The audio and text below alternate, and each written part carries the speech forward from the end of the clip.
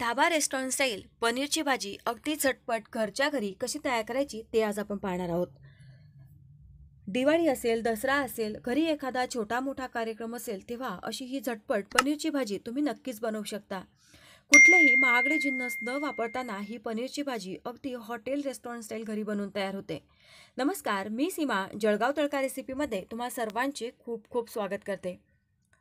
पनीरची भाजी तयार करण्यासाठी इथे गॅसवर एक लोखंडी कढई मी ठेवलेली आहे. कढईमध्ये 1 चमचाभर तेल घातलं आणि आता या तेलावर पनीर मी शॅलो फ्राय करून घेणार आहे.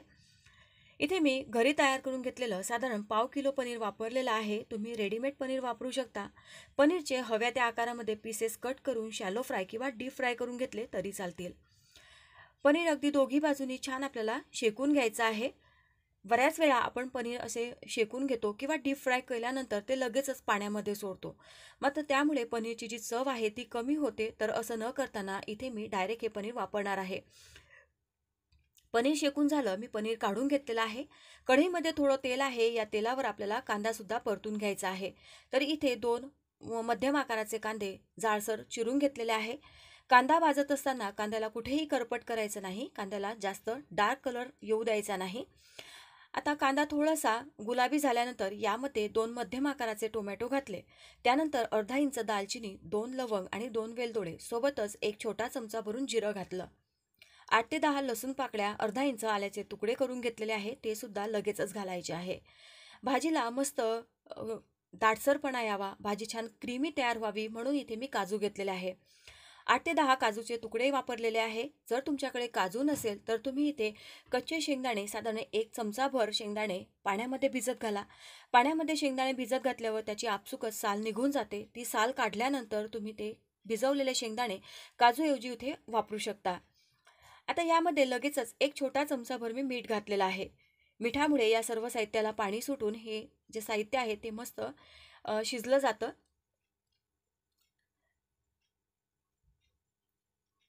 गॅसची फ्लेम इथे कमी आहे. अशा पद्धतीने हे सर्व साहित्य शेकल्यामुळे किंवा भाजून घेतल्यामुळे लसूण आणि कांद्यामधला जो उग्रपणा आहे तो कमी होतो, कच्चेपणा आहे तो कमी होतो आणि भाजी अगदी छान हॉटेल स्टाईल बनून तयार होते. आता यामध्ये 1 चमचाभर मी पाणी घातलेलं आहे. पाण्यावर हे सर्व साहित्य आपल्याला शिजवून घ्यायचं आहे. पूर्णपणे पाणी आटेपर्यंत हे जे साहित्य आहे हे असंच आपल्याला परतून घ्यायचं आहे. गॅस आता इथे तुम्ही मोठा केला तरी चालेल. तुम्ही पाहू शकता यामधलं सर्व पाणी आटलेलं आहे. कांदा टोमॅटो अगदी छान सॉफ्ट झालेले आहे. आता हे सर्व साहित्य गार झाल्यानंतर आपल्याला याची अगदी फाईन पेस्ट तयार करून घ्यायची आहे. आता हे सर्व साहित्य गार झाल्यानंतर आवश्यक तसं पाणी लागेल तसं मी वापरून याची पेस्ट तयार करणार आहे आणि पनीरचे सुद्धा पीसेस कट करून घेणार आहे. आता भाजी तयार करण्यासाठी एका कढईमध्ये 2 ते 3 चमचे भरून मी तेल गरम करायला ठेवलेलं आहे. बाजूला तुम्ही पाहू शकता जे पनीर आपण तेलावर शेकून घेतलेलं होतं त्याचे सुद्धा मी इथे पीसेस कट करून घेतलेले आहे. तुम्हाला हवे तसे पीसेस तुम्ही कट करून घेऊ शकता. इथे मी फक्त तेल वापरलेलं आहे. तुम्ही ही भाजी बटर वापरून सुद्धा करू शकता किंवा तेल आणि बटर दोघं समप्रमाणात वापरलं तरी चालेल. तेलामध्ये 1 छोटा चमचाभर जिरं घातलं. लगेचच यामध्ये हे तयार करून घेतलेलं वाटण आपल्याला घालायचं आहे. ज्या पद्धतीने मी तुम्हाला सांगितलं त्या पद्धतीने सर्व साहित्य तुम्ही भाजून घ्या आणि असं हे वाटण तयार करून घ्या. म्हणजे अगदी हॉटेल रेस्टॉरंट चवीची ही भाजी घरच्या घरी सहज तुम्ही बनवू शकता.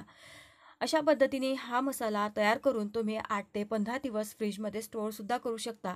याच मसाल्यामध्ये हॉटेल स्टाईल भाज्या तुम्ही अनेक प्रकारच्या बनवू शकता. आता यामध्ये मसाले घालायचे आहे. तर इथे साधारण पाव चमचा मी हळद घातली. त्यानंतर 1.5 चमचा रेग्युलर तिखट घातलेला आहे. 1.5 चमचा धणे पावडर घातलेली आहे. त्यानंतर अर्धा चमचा मी इथे कश्मीरी लाल मिरची पावडर घातलेली आहे.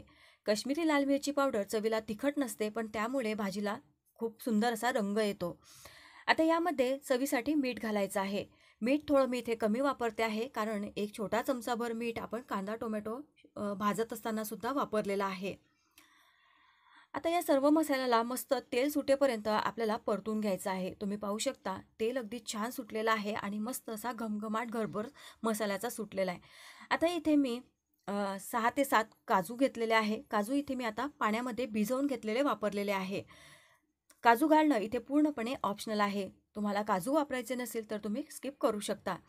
आता अगदी ताज्या दुधावरची फ्रेश साय किंवा मलाई आपल्याला इथे वापरायची आहे. ताज्या दुधावरची मलाई अगदी मस्त अशी चमच्याने फेटून घ्यायची आहे आणि नंतर ती भाजीमध्ये वापरायची आहे. तरी इथे 2 ते 3 चमचेभर मी इथे ही मलाई वापरलेली आहे. ताज्या दुधावरची घ्या, म्हणजे त्यामुळे भाजीला छान चव येते. जास्त जुनी जर साय वापरली तर त्यामुळे भाजीला थोडी आंबटपणा किंवा आंबट चव येऊ शकते. तुम्ही इथे रेडीमेड क्रीमसुद्धा वापरू शकता. मात्र अगदी घरात उपलब्ध साहित्यामध्ये ही भाजी कशी तयार करायची ते तुम्हाला सांगते आहे. तर इथे दुधावरची साय घातल्यानंतर ही मस्त परतून घ्यायची आहे. तुम्ही पाहू शकता भाजीला अगदी छान तेल सुटलेलं आहे. आता यामध्ये पाणी घालायचं आहे. तुम्हाला भाजी किती दाटसर हवी आहे त्यानुसार इथे पाणी घालायचं. तर इथे साधारण अर्धा ग्लास मी पाणी घातलेलं आहे. ही भाजी जसजशी शिजत जाते तसतशी अगदी मस्त अशी घट्ट दाटसर तयार होते. त्यामुळे पाणी तुम्ही तुमच्या हिशोबाने वापरायचं आहे. पाणी मला थोडं कमी वाटलं म्हणून अजून मी इथे पाणी घातलेलं आहे. आपण यामध्ये काजू घातलेले आहे त्यामुळे भाजीला अगदी दाटसरपणा येतो. मस्त क्रीमी अशी ही भाजी तयार होते. आता जरी ही भाजी थोडी पातळ वाटत असली तरी ही भाजी शिजल्यानंतर मस्त दाटसर तयार होते. आता भाजीला छान उकळी आलेली आहे. यामध्ये हे तळून घेतलेले पनीर घालायचे. पनीरचे पीसेस कट करून घेतलेले ते मी इथे घातलेले आहे.